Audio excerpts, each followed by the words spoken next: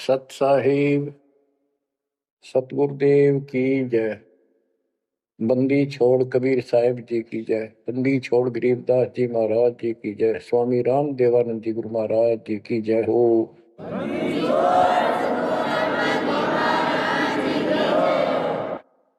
सर्व संतों की जय, सर्व भक्तों की जय, धर्मी पुरुषों की जय। श्री काशी धाम की जय, श्री सुडानी धाम की जय, श्री क्रोथा धाम की जय, श्री बरवाड़ा धाम की जय। सत साहिब परमपिता परमात्मा की प्यारी आत्माओं, परमेश्वर कबीर जी ने आपके ऊपर विशेष रजा की है। आप अमर कथा सुन रहे हो, सत्यनारायण कथा सुन रहे हो,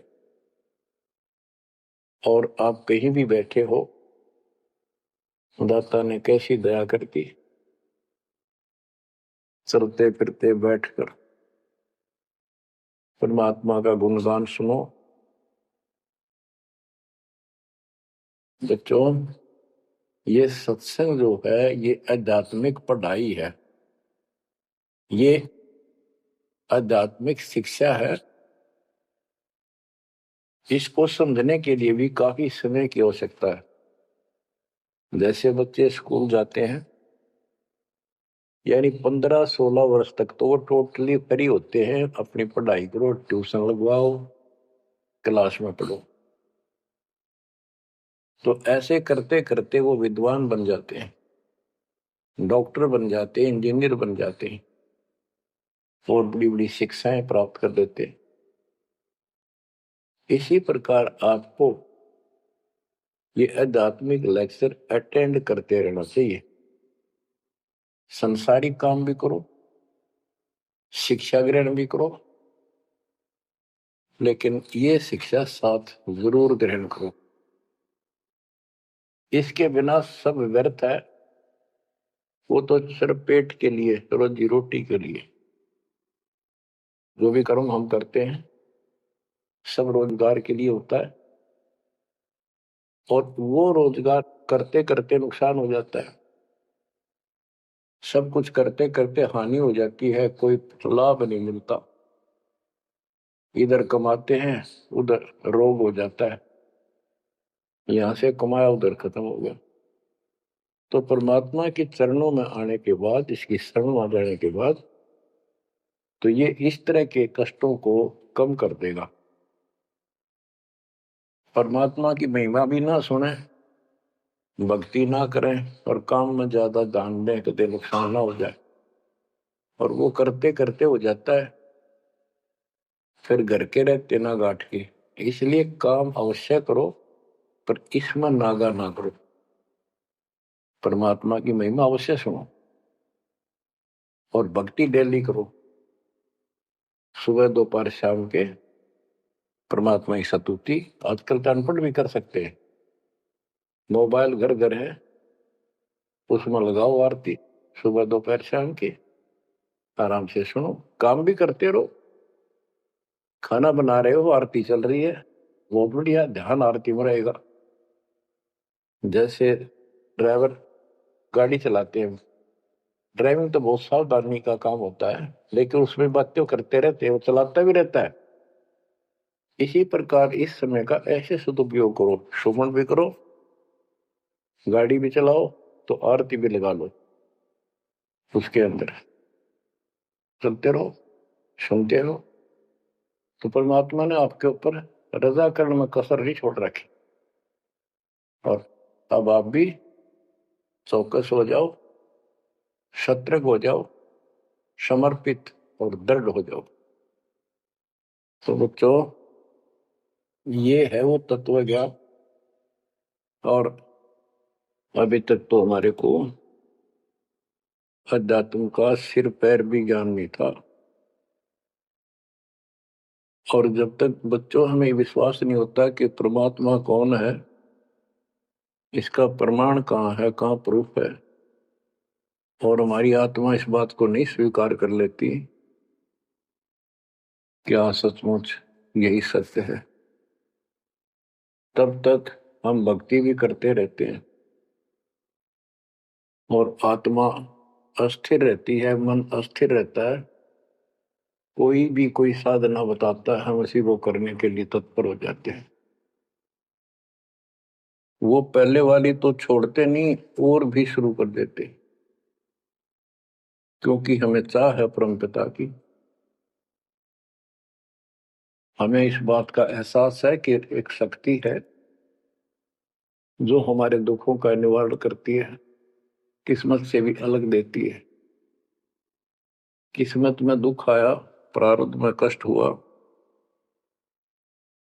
तो हम उसके निवारण के लिए किधर झाड़ फूक वालों के पास, कहीं हाथ दिखाने गए, कहीं पहाड़ों पर किसी ने बताया वहां गए, व्रत रखने को कहा वो रखा। हमने हर तरह से कोशिश की कि कोई सुख प्राप्त हो, ज्यादा धन प्राप्त हो, लेकिन ऐसा कुछ नहीं हुआ। वैसे कभी इत्तेफाक से कोई दाव लग गया, कोई हटकर कोई ऐसा लाभ होता दिखा हो गया, वो होना तो था कर्म का, प्रारब्ध में आ गया कोई और वो सूत बैठ गया, और हम और दृढ़ हो गए उन्हीं पूजाओं पर, उन गलत साधनाओं पर जो गीता में मना कर रखा है। दास अपनी बताता है, ये आपके साथ भी अवश्य हुई है, आपको अब एहसास होगा।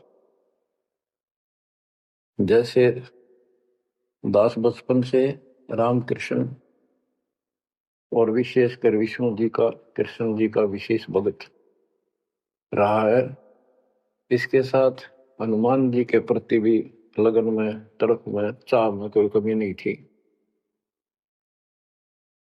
इस कारण से मंगलवार का व्रत रखना, किसी ने बता दिया कि सालासर एक स्थान है जहां पर हनुमान जी का बहुत प्रसिद्ध मंदिर है और वहां जाने से सारे सुख हो जाते हैं।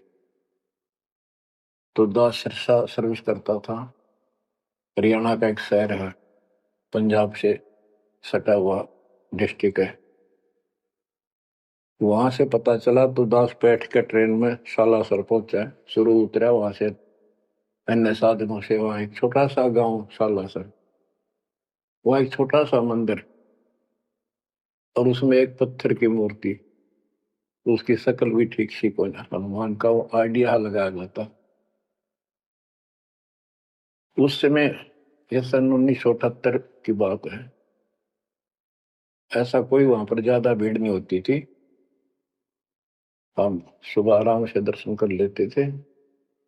हद से हद 500-400 आदमी जाते थे। फिर देखते देखते 10 साल में वहां पर टेढ़ी मेढ़ी लाइन बनने लगी, यानी 4-4 घंटे में नंबर आने लग गया। और उस दौरान जैसे भी कोई राहत मिली, जैसे सर्विस लगी, पढ़ते थे, पास होते चले गए, हनुमान जी और श्री कृष्ण की जय जयकार। हम पढ़ते थे, पास होते चले गए।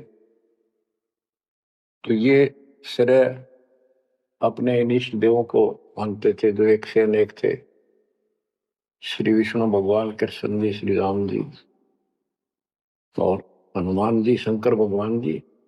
यानी शंकर भगवान जी कोई पीछे नहीं रखते थे, और ये बता रखा था अगर माँ की भक्ति नहीं करनी, इसको विशेष ध्यान नहीं देते थे इसके ऊपर। फिर भी पास हुए, सर्विस लगी, पुत्र प्राप्त हुआ, फिर संतान होती चली गई, और इतनी खुशी हुई कि सारा कुछ हनुमान जी ने, श्री कृष्ण जी ने, विष्णु जी ने कर दिया। और ये देख रहा है दास के जो कबीर नास्तिक है उनके भी ये सुख हो रहे थे। तो बात ये है, अब पता चला कि ये साधना वो सुख देने की थी नहीं जो हम इन कैसर कर रहे थे, यकीन से होगा इनको श्रेय दे रहे थे। तो बच्चों, कबीर पीछे लग गया जाऊं था मैं लोक वेद के साथ, मार्ग में सतगुरु मिले, दीपक ले दिया हाथ। इस भक्ति के सफर में हम लोक वेद के आधार से इधर उधर भटक रहे थे, सही मार्ग मिला नहीं था और कभी भी मंजिल प्राप्त नहीं कर सकते थे। ठीक है, हमारी तड़प थी तो भगवान भी मिले। जैसे वेदों में प्रमाण है, ऋग्वेद मंडल नंबर 9 सूक्त चम्मन मंत्र 3 में, कि परमात्मा सबसे ऊपर के लोक में बैठा है। फिर ऋग्वेद मंडल नंबर 9 सूक्त 82 1 2 3 में, ऋग्वेद मंडल नंबर 9 सूक्त 86 के 26 27 में, ऋग्वेद मंडल नंबर 9 सूक्त 96 के 16 से 20 तक, ऋग्वेद मंडल नंबर 9 सूक्त 94 का मंत्र 2, 95 का मंत्र नंबर 1। इन सब में मिलाकर एक निष्कर्ष निकलता है कि परमात्मा ऊपर से गति करके आते हैं और यह अच्छी आत्माओं को मिलते हैं।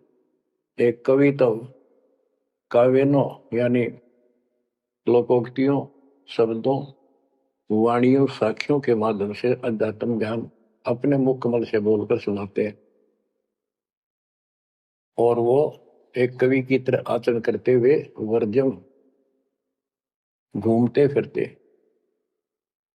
और अपने मुख कमल से वाणी बोल करके भक्ति की प्रेरणा करते हैं और गुप्त भक्ति के, परमात्मा की साधना के गुप्त मंत्रों का आविष्कार करते हैं।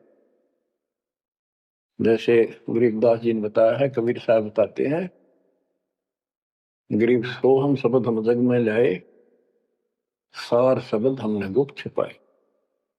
यानी सोहम शब्द किसी भी ग्रंथ शास्त्र में, जिनको शास्त्र मानते रहे हैं 600 साल पहले पहले, उनमें नहीं है। और सोहम नाम का प्रचलन बहुत पहले से चल रहा है, पर इन किताबों में नहीं था। क्योंकि कबीर साहब कहते हैं, हम बैरागी ब्रह्म पद सन्यासी महादेव, सो हम मंत्र जय शिव जी को करे हमारी शेष। उनको ज्ञान समझा सबको। ज्ञान इतना गजब का है, एक बार आत्मा जरूर पकड़ लेती है और नाम की भी इच्छा करती है, तो उस समय जब परमात्मा अपना ज्ञान सुना रहे होते हैं, काल निकल जाता है उस आत्मा से और आत्मा ध्यान से सुनती है, सत्य मान लेती है। तो इन्होंने ब्रह्मा जी ने, विष्णु जी ने, शिव जी ने सबने नाम दे दिए। इनमें सॉफ्टवेयर लगा दिया परमात्मा ने। विष्णु जी में हरियम का, शिव जी में सोम का, ब्रह्मा में ओम का, और वही आज हमारे को लगा दिया। अब हम अपना काम इनसे डायरेक्ट ले रहे हैं। तो कहने का भाव ये है कि जिस समय परमात्मा अपना ज्ञान सुनाते हैं, काल भाग जाता है।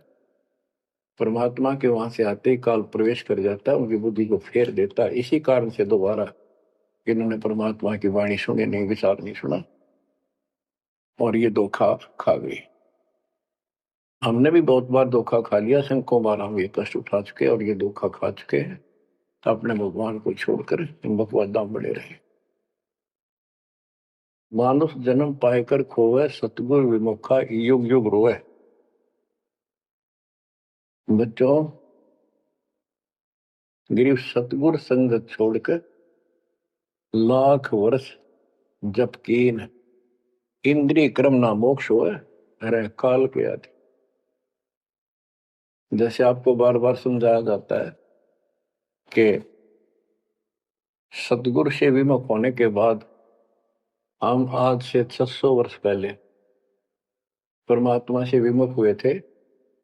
उसके बाद हम पता नहीं किन किन धर्मों में जन्मे, कभी भक्ति की कभी ना की।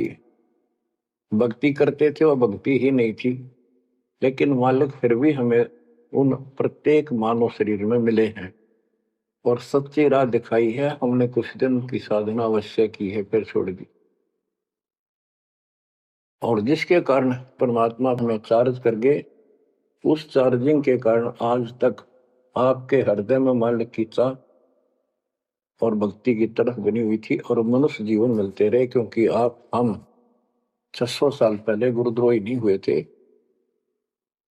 सतगुरु विमुख हो गए थे। सतगुरु विमुखा युग युग रोए, मानुष जन्म पाकर खोए।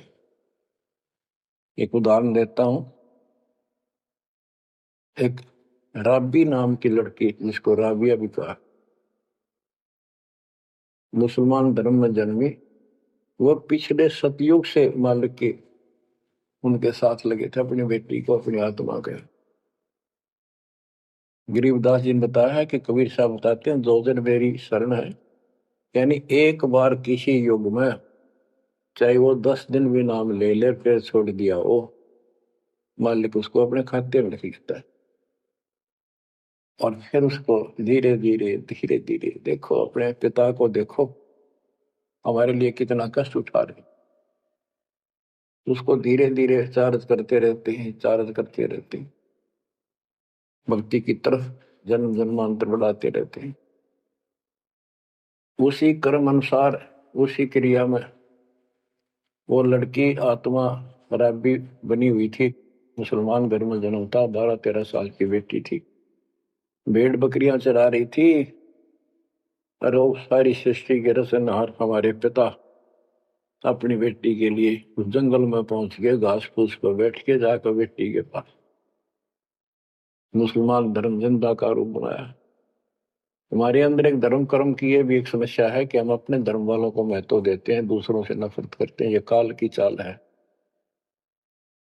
इसलिए दाता सौ सब क्षेत्र में करूं अपने धन के काज, हिरण्यकशिपु जो मार दूं नरसिंह के साथ। अब्राहिम सुल्तान दम के बंदी बन के चले गए, एक नौकरानी बन के चले गए। क्या पड़ा था उनको? कोरड़े खाए, नौकर बने, अपने बच्चे को नरक से निकालने के लिए। कि तुम बालक हो, बुद्धि छोटी है, बच्चे की बुद्धि इतना काम नहीं करती, इस ज्ञान से आपकी बुद्धि विकसित होगी, आप कुछ दिनों में संकेत समझने लग जाओ। अब जैसे रब्बी को मालिक ने समझाया,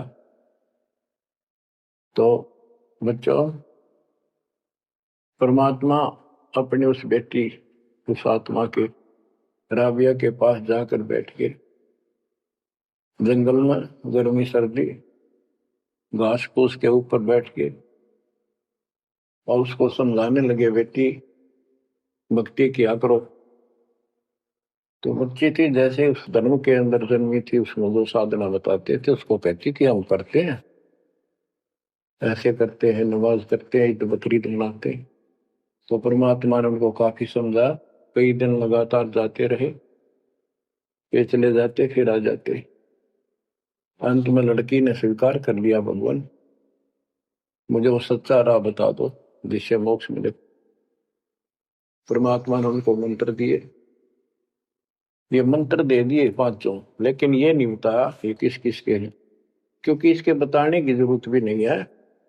या तो चाबी है, किसी भी खजाने की है या कोई और सामान वाले की है, उस ताले के लाओ, खुल जाएगा और उसमें जो सामान है आपको मिल जाएगा। फिर भी याद होना आवश्यक है कि ये इसमें यूं सामान है, इसमें ये सामान है। तो लड़की ने कुछ दिन मालिक की साधना की, 4 वर्ष। उसके बाद समाज के दबाव में शानी होगी, उसने यहाँ तक फैसला कर लिया कि ये तो संस्कार बढ़ते चले जाते हैं, शादी ही नहीं कराऊंगी, विवाह नहीं कराऊंगी। उसने निकाह करने से मना कर दिया। माँ बाप ने कोशिश की, लेकिन बिल्कुल स्पष्ट शब्दों में कह दिया, मैं विवाह नहीं करूंगी, मैं अल्लाह खुदा को प्राप्त करूंगी। माँ बाप परेशान हो गए कि बच्ची है, इसने तो जिद लगा ली, और इसका जीवन कैसे पार होगा, कैसे पास होगा, तो हो ही नहीं सकता। माँ बाप ने कहा, बेटी या तो निकाह कर ले, नाम दोनों मरेंगे। लड़की ने सोचा, चल माता पिता की हत्या का क्यों सिर पर दोष दूं, आगे अपने पति से बात कर रहे हैं। निकाह हो गया। मुसलमानों के अंदर लड़की से अपनी राय पूछी जाती है विवाह के समय कि क्या आपको ये निकाह कबूल है। लड़की यस कर देती है तो विवाह होता है, न तो नहीं होता। ये स्वतंत्रता बेटी को है। उसने यस कर दी, विवाह होगा। उनका पति बहुत बड़ा अधिकारी था, अफसर था, साहब था। मुसलमानों में एक से अधिक विवाह भी हो जाते हैं, सामान्य बात है। तो उसने यही विचार किया था कि तो शादी और कर लेगा, वहां दबाव बनाओगे ना तो मर जाऊंगी, और क्या इलाज है। तो उसने अपने पति से अपना उद्देश्य बता दिया, मैं भक्ति करना चाहती हूँ, मेरी कतई तमन्ना नहीं है कोई शादी और बच्चे पैदा करने की। यदि आप मेरे साथ जबरदस्ती करोगे तो मैं सुसाइड करूंगी। उनका पति भगवान से डरने वाला मुसलमान था, वास्तव मुसलमान था। उसने कहा, राबिया, आपने निकाह कबूल क्यों किया, ये बता। उसने कहा कि मेरी मजबूरी थी, मेरे माता पिता मर जाते, मैं वो दोष नहीं लेना चाहती थी, उनका भी काम बन गया। कि आप बताओ आपका क्या इरादा है। मेरा फाइनल है, या तो मौत या अपनी भक्ति करूंगे। इतना दृढ़ विश्वास देखकर उसने कहा कि राबिया कोई बात नहीं, आप भक्ति करो, मैं अल्लाह के मार्ग में बात नहीं बन सकता, मैं भी भगवान से डरने वाला हूं। लेकिन जैसे आपकी लोक लाज के कारण आपके पिता की समस्या प्रबल थी, इसी प्रकार समाज हमारा भी है, लोक लाज हमें भी है। आप मेरी दृष्टि में, मेरी तरफ से तो मेरी सिस्टर होगी, समाज की दृष्टि में मेरी वाइफ बनकर रहना होगा। वो बोली मुझे मंजूर है। उसके लिए अलग व्यवस्था कर दी, अपनी भक्ति कर, किसी चीज की कमी नहीं आने देंगे। उसने अपनी और शादियां कर ली। अब वो 50 साल की होगी, सब देखा कि ये तो बिल्कुल देवी का रूप है, पलक भी उठाकर नहीं देखती। ये पिछले संस्कार थे, वो बैटरी चार्ज थी, उसमें चाह थी, आगे बैटरी लगी नहीं है, धीरे धीरे नष्ट होगी। या रोड मारा काल मारी, ये बहुत बड़ा षड्यंत्र है। सतगुरु कबीर साहब ने इसको कोई खोल नहीं सकता, इसे बचा भी नहीं सकता। इसलिए सतगुरु की शरण नहीं छोड़नी चाहिए। उसने अपने पति, जो संसारिक दृष्टि के पति से कहा कि मैं हज करने जाना चाहती हूँ। उसके पति ने कहा, बहुत खुशी की बात है, मुझे पुण्य मिलेगा आपके सहयोग में, और कोई व्यवस्था ऊंट घोड़े की करवा देता हूँ, उस पर आराम से बैठ कर जाइए। बोली नहीं, मैं पैदल जाऊंगी, क्योंकि ये आस्था हमारी भगवान के प्रति अहंकार में नहीं, ऐसे जावा तो और बढ़िया है, ये वो शुरू से धारणा है। उस समय साधन भी नहीं होते थे, ऊंट घोड़े होते थे, रेगिस्तान में ऊंट ही चलते थे। बोली नहीं, मैं पैदल जाऊंगी। राबिया पैदल जा रही थी, रास्ते में कुआं था, उसमें बाल्टी और रस्सा नहीं था। एक कुतिया वहां पर बहुत बुरी तरह रो रही थी, कभी कुएं की तरफ जा रही थी, राबिया के चरणों की तरफ आ रही थी। वो समझ गई कि प्यासी है, और साथ में बच्चा है, मरेगी की बच्चे भी मरेंगे। आओ देखा ना ताओ देखा, दया बिना दरवेश कसाई। वो दरवेश थी, संत थी, दयालु थी, असली मुसलमान थी। उसने अपने बाल पाड़े सिर के, रस्सी बनाई लंबी, वो 100 फुट नीचे पानी होता था, और फिर अपने कपड़े निकाल कर शरीर के उसके बांध कर नीचे भिगो के बाहर टपकाए, निचौड़े एक मटके के टूटे हुए पात्र में। कुतिया ने जी भर का पानी पिया, और लड़की ने अपने जो सिर के बाल पाड़े, थोड़ा बहुत खून निकला था, रक्त, ब्लड को साफ किया, कपड़े पहन लिए, मक्का के लिए चलने लगी। वो मक्का उठ के कुएं के साथ आकर खड़ा हो गया। लड़की ने तो जाना ही मक्का में था, एकदम प्रवेश कर गई। उधर इब्राहिम सुल्तान दम की पहले बॉडी में वो आत्मा गई हुई थी, क्योंकि परमात्मा उनको भी प्रेरित करते हुए आ रहे थे।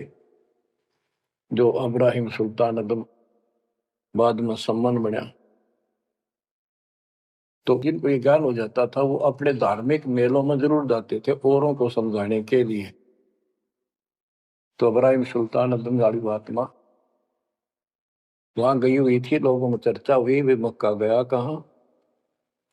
हद होगी, मंदिर ही नहीं है यहाँ पर। तब अब्राहिम सुल्तान अदम कहता है, गरीबदास जी बताते हैं, सुल्तान अदम मक्के गया, मक्का नहीं मकान, गया रांड के लेन को यूं कह अदम सुल्तान। लोग बोले रे क्या बोल रहा था, फिर इतने में वो मक्का वापस आ जाता है। और उसमें से राबिया निकली। राबिया देखी, लोग भाग कर प्रवेश किया, देखा तो एक राबिया एक लड़की, उसने अपना परिचय दिया। पूरे मुसलमान समाज में ये बात फैल गई, चर्चा का विषय बना कि भक्ति हो तो राबी जैसी, भक्ति हो तो राबी जैसी, जिसके लिए मक्का उड़कर चला गया जहाज के समान, एयरप्लेन की समान। तो वह हज के लिए गए हुए व्यक्ति अब्राहिम सुल्तान से बोले, अरे भले आदमी, तो एक देवी को क्या कह रहा था गया रांड के लेने को, नो कह तुम सुल्तान एक नकमी आत्मा को यो मक्का लेने गया है। तेरा तो भाई दिमाग खराब हो गया, इसी देवी के बारे में ऐसे शब्द बोले, तुझे पाप लगेगा, दोजख में जाएगा। तब उसने उनको बताया, ये कभी आत्मा इसके लिए आए थे, इसको वहां मिले थे ऐसे ऐसे, और इसने वो सत भक्ति छोड़ दी,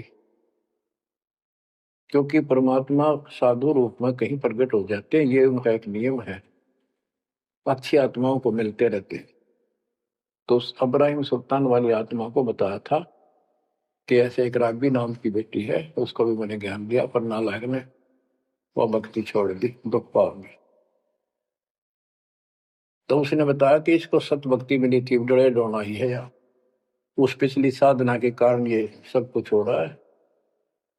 परंतु उन लोगों के अबन में कहाँ समाने वाली थी अब बात, तो अक्षरों में। उस जीवन को पूरा करके वो लड़की, वो आत्मा अगले जन्म में बांसुरी नाम की लड़की बनी, जन्म हुआ, धार्मिक शब्द सुनाया करती थी, बड़ी प्रबल, क्योंकि प्रेरणा थी उसमें भी अनमैरिड रही वो। और यहां तक विचार कर लिया कि ये सुना है मक्के में जो मरता है वो सीधा जन्नत में जाता है, स्वर्ग में। तो इससे बड़ी अवसर कहाँ मिलेगा, अगर दोस्ता होगी। मक्के में अपनी गर्दन काट दी और चढ़ा दी, सब जगह ये चर्चा होगी, भाई बांसुरी तो जन्नत में जाएगी, सिद्ध दरवाजे खुले हैं। अब बताओ, वो तो लोक वेद था, तत्व ज्ञान क्या कहते हैं। उसके बाद वो लड़की अगले जन्म में फिर लड़की रूप में जन्मी, युवा होकर वैश्या का जीवन दिया, सारा जीवन गंदे कर्म करो, एक भी अच्छी सोच नहीं, छोड़ दिए कर्म काल में। मानुष जन्म पाकर खोए, सतगुर विमुखा युग युग रो। वो फिर मर गई उस गंदे जीवन को भोग कर, पाप इकट्ठे करके ढेर ला गए। उस 3-4 साल की साधना से उसको मनुष्य शरीर मिलते रहे। उस दौरान परमात्मा ने कोशिश की, लेकिन वो रंग में रंग चुकी थी। बांसुरी वाले में खुद गायक बन गई, लोग प्रशंसक हो गए, बड़े बड़ी अल्लाह का ज्ञान सुनाती है। और वैसा बनने के बाद उसी कर्म वैसे फूट लिए, अच्छे बात समझ में नहीं आई। वो फिर मृत्यु को प्राप्त हुई, वैसा का जीवन, गणका का जीवन भोग कर फिर वो शेख तकी नाम के एक धार्मिक मुसलमान पीर के घर जन्म लिया बेटी के रूप। 11 वर्ष की 12 वर्ष की आयु पूरी करके वो मर गई, समय संस्कार पूरा हुआ। परमात्मा कहते हैं, सोच छिदर मैं करूं अपने जन पे काज, उस आत्मा को फिर अपने चरणों में लेना था, अपनी प्यारी आत्मा। जो जन मेरी शरण है ताका हूं मैं दास, केल के लाग्या करूं जब लग धरती आकाश। तो कारण बनाया, शेख तकी के मन में ये धारणा पैदा की कि राजा सिकंदर लोदी से, जो उसका धार्मिक पीर था शेख तकी, उसने कहा कि आप कहते हो, इसने कबीर ने रामानंद जी को जीवित कर दिया, गर्दन काट दी थी आपने, और आपका जलन का रोग ठीक कर दिया। कमाल जिंदा कर दिया। वो तो वैसे उसमें सदमे में था, वो ऐसे वैसे हो जाता, इत्तेफाक उसको जीवित होना था, इसका कबीर का नाम बन गया। जब जानू मैं इसको, मेरी बेटी को जिंदा कर दे जो कब्र में दबी हुई है, 15-20 दिन हो गए। तो कबीर साहब से कहा गया, कबीर साहब ने कहा कि आसपास के लोगों को बता दो कि आ जाओ, एक कमाल होगा। उस शेख तकीर ने ढिंढोरा पिटवा दिया कि इसकी बेइज्जती हो तो छक्का हुआ, मूर्ख बना रहा। उधर कबीर साहब ने कह दिया कि भाई खूब बुला लो, आसपास जितने बुला सकते हो, सबके सामने देखते हैं परमात्मा की क्या रजा होती है। हजारों व्यक्तियों के सामने कब्र खुलवा दी, उसमें 100 पड़ा था। कबीर साहब ने कहा एक शेख तकी की बेटी जीवित हो जा, लड़की नहीं जीवित हुई। फिर दोबारा कहा, फिर भी जीवित नहीं हुई। शेख तकी नाचन लग गया, खुल गई पोल डोंगी की। देखो ये बकवास करता था, सुन लो भाई, है डोंगी पाखंडी झूठा। तो परमात्मा ने कहा कि शेख तकी तू कोशिश कर ले। तो और दूसरे बोले जी ये कुछ करने जोगा होता था, अपनी बेटी ने कौन मिट्टी में दाबा है, आप पर दया करो। तब कहा है कबीर की बेटी जीवित हो और बाहर आ बेटा। इतना ही कहना था, सारा शरीर में कंपन हुई, डेड बॉडी जीवित होगी, और उठ के बेटी बाहर आ गई, मालिक के चरणों में मस्तक टेका। 1.5 घंटा तक अपनी पिछली गलतियां और कबीर भगवान की समर्थता सबके सामने बताई, और कहा कि ऐसे ऐसे मुझे भगवान मिले थे अल्लाह, ये खुद अल्लाह अकबर है, पूरी सृष्टि के रचने वाले, सबके दुख दूर करने वाले। मेरे कर्म फूट गए, मैं इनको छोड़कर ऐसे ऐसे गंदे जीवन जी के मैं आज फिर इनकी कृपा हुई, मेरे जीवन शेष नहीं था। पशु पक्षी बनने वाली लाइन में खड़ी थी, ये परमात्मा वहां पहुंचे और धर्मराज के दरबार में मुझे पेश किया, वहां से मेरे कागज निकाल दिए और मुझे साथ लेकर यहाँ के छोड़ा। बोलो सतगुरुदेव की जय हो, बद्दी छोड़ कबीर साहिब की जय हो।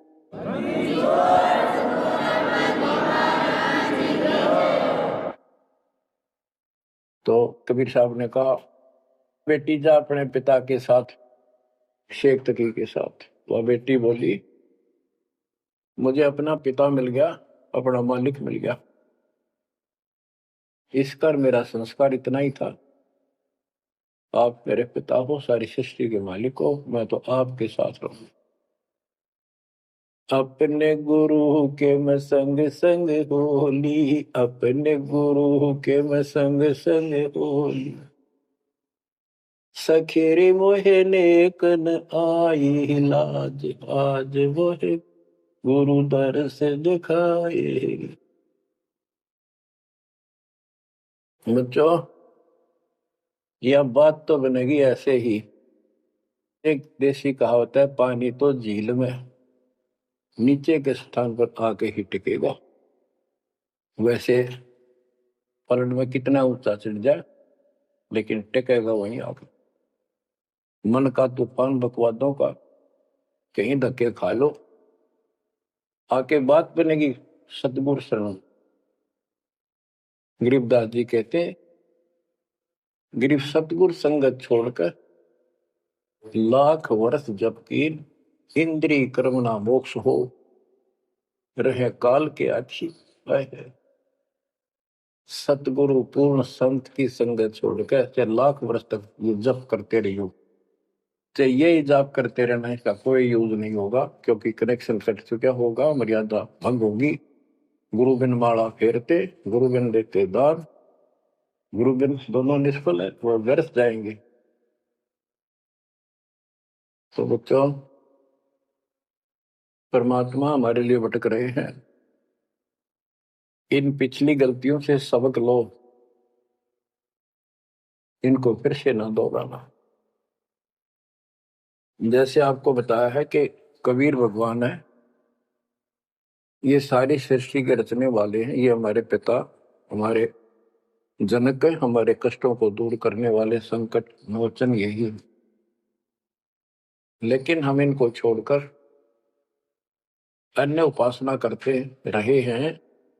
जैसे गीता अध्याय 16 श्लोक 23 और 24 में स्पष्ट कर दिया है कि शास्त्र विधि को त्याग कर जो अपनी मर्जी से, इच्छा से मनमाना आचरण करते, मनमानी साधनाएं करते हैं जो शास्त्रों में प्रमाणित नहीं है, उनको न तो कोई सुख हो, न कोई सिद्धि प्राप्त हो, कार्य सिद्ध हो जिससे, और न उनकी गति यानी मोक्ष हो। तो भक्ति करते इसी के लिए है। ये तीनों नहीं हुए तो उस भक्ति का फायदा क्या, जड़े ढोने वाली बात। तो बच्चों, आपको बताया सभी वेदों और ग्रंथों से सिद्ध कर दिया कि कबीर भगवान है। वेदों को तो पूरा विश्व मानता है और हिंदू समाज तो इस पे कुर्बान है। उसके बाद दूसरा नंबर गीता, वेदों से भी प्रथम आ चुकी है वर्तमान में, क्योंकि इसमें ज्ञान बिल्कुल संक्षिप्त में और बहुत तिरपाई सीरीज में। तो इसलिए इनमें सबसे आपको प्रमाणित कर दिया कि कौन सी भक्ति करनी है, कौन सी ना करनी है। गीता अध्याय 16 के 23 में तो बता ही दिया कि शास्त्र विधि को त्याग कर मनमाना करते उनको कोई यूज नहीं। 24 में कहा कि इससे तेरे लिए अर्जुन शास्त्र ही प्रमाण है, कर्तव्य जो साधना करने योग्य है और अकर्तव्य जो ना करने वाली है, इन्हीं के आधार से करो। गीता अध्याय 9 श्लोक 25 में कहा कि भूत पूजने वाले भूतों को प्राप्त होंगे, पितर पूजने वाले पितरों को प्राप्त होंगे, देवताओं की भक्ति करने वाले देवताओं को प्राप्त होंगे, और मेरी भक्ति करने वाला मुझे प्राप्त होगा। अपनी साधना का पूरी गीता में 8वें अध्याय के 13वें श्लोक में एक मंत्र बताया है, ओम इति एक अक्षरम ब्रह्म व्यवहारण माम अनुसमरण यह प्रयाति तजन देव से याति प्रभाव। मुझ ब्रह्म का केवल एक ही मंत्र है जिसका जाप करना अंतिम सांस तक जो इसकी साधना करता है वो मेरे से, इस ओम से प्राप्त होने वाली गति को प्राप्त होता है।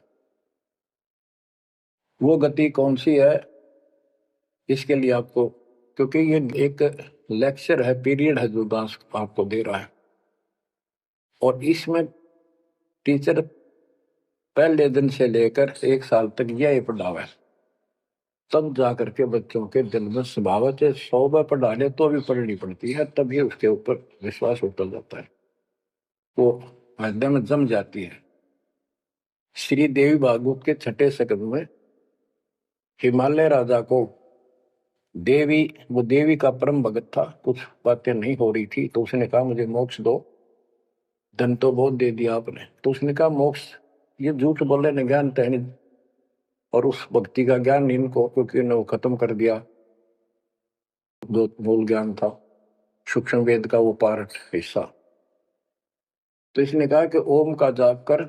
राजा हिमालय से श्री देवी ने कहा, दुर्गा ने, ओम का जाप कर और सब बात छोड़ दे, वो ब्रह्म दिव्य आकाश रूपी ब्रह्म लोक में रहता, उस ब्रह्म को प्राप्त हो जाओगे, तुम्हारा कल्याण हो। गीता अध्याय 8 श्लोक 16 में बताया है कि ब्रह्मलोक में गए वे भी सब पुनरावृत्ति में है। गीता चारों वेदों का सारांश है, ये वेद है। जितना इसमें वेदों वाला ज्ञान है वो सत्य है, कुछ काल ने अपना मिलावटी किया है, वो अलग दिखाई देता है, वो केवल युद्ध कराने के लिए अटकलबाजी इसने की है और बीच में अपना तड़का भी लगाया है। वो साफ निर्णय हो गया, क्योंकि सूक्ष्म वेद सब कुछ है, उससे सभी छट गया अलग अलग से, ये गलत है ये ठीक है। तो ब्रह्मलोक में गए हुए भी पुनरावृत्ति में पुनर्जन्म होता है, गीता अध्याय 4 श्लोक 5 में इसने स्पष्ट कर दिया, तुम तेरे मेरे बहुत जन्म हो चुके हैं, तू नहीं जानता नहीं है। गीता अध्याय 2 श्लोक 12 में यही 10 के 2 में बताया कि मेरी उत्पत्ति तो हुई है, लेकिन ये ऋषि देवता नहीं जानते, क्योंकि ये मेरे से उत्पन्न हुए। फिर उस ज्ञान को, जैसे जहां से शुरुआत हुई थी कि परमात्मा सतलोक से सबसे ऊपर के लोक में रहता, वहां से चलकर गति करके आता है, अपना सच्चा ज्ञातम ज्ञान खुद बोलकर बताता है। गीता अध्याय 4 श्लोक 32 में, ये कोड वर्डों में है गीता ज्यादातर, उसमें बताया कि जो ज्ञान ब्रह्मणे मुखे सचिदानंद घन ब्रह्म ने अपने मुख कमल से बोली वाणी में बोला है, उस वाणी में विस्तार के साथ लिखा है, उससे ये पूर्ण मोक्ष होगा, फिर कभी जन्म मरण नहीं होता। उसके बारे में चौथे अध्याय के 34वें श्लोक में कहा है कि उस ज्ञान को तत्वदर्शी संतों के पास जाकर समझ, उनको दंडवत प्रणाम करने से, कपट छोड़कर उनकी सेवा करने से वो तत्वदर्शी संत जो तत्व ज्ञान का उपदेश करेंगे।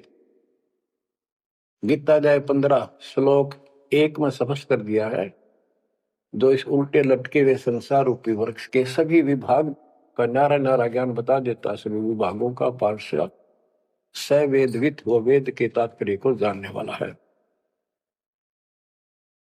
गीता अध्याय 15 श्लोक 4 में कहा है कि उस तत्व ज्ञान के प्राप्त होने के पश्चात उस तत्व ज्ञान रूपी शस्त्र से इस ज्ञान को काट कर, यानी तत्व ज्ञान को ठीक से समझकर उसके पश्चात परमेश्वर के उस परम पद की खोज करनी चाहिए, जहां जाने के बाद साधक फिर लौटकर संसार में कभी नहीं आते, और उसी की भक्ति करो जिसने सारे संसार रूपी वृक्ष को बनाया है, सृष्टि रची है।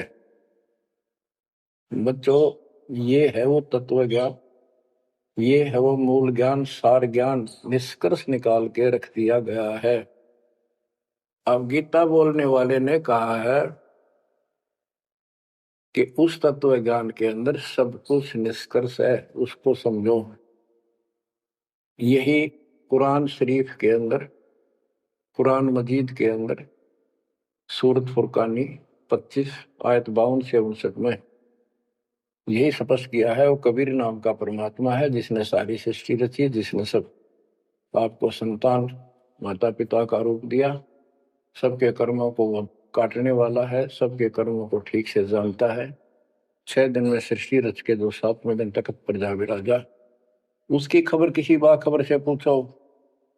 गरीबदास जी कहते, वेद कतेब एक है भाई, और वेद कतेब का ज्ञान है दूर, वो संतों का मार्ग दूर।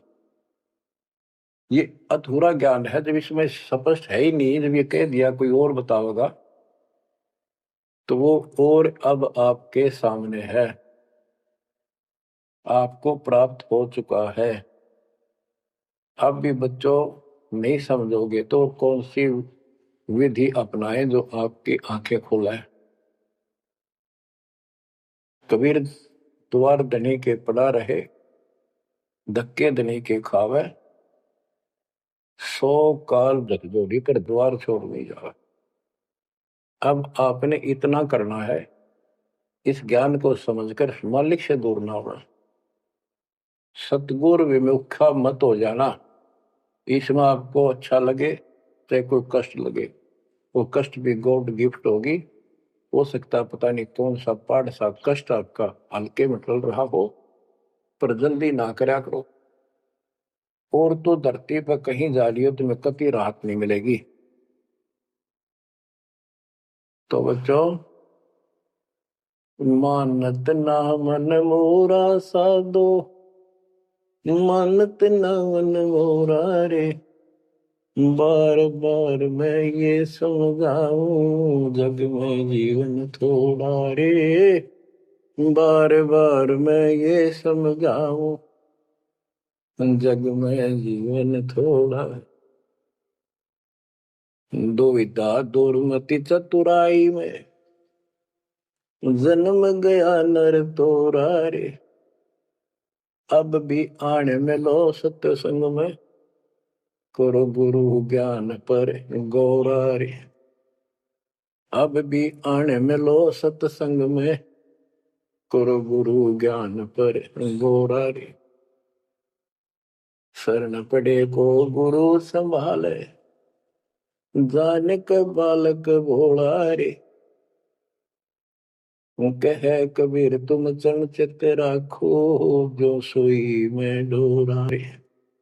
कह कबीर तुम चरण चित राखो, जो सोई में डोरा रे। मानत ना मन मोरा साधो, मानत ना मन मोरा रे। बार बार मैं ये समझाऊं, जग में जीवन थोड़ा रे। बच्चों, जैसे धागा सुई में चिपका रहता है, ऐसे लटके रहियो परमात्मा के दास के चरणों, मोक्ष मिलेगा सत साहिब।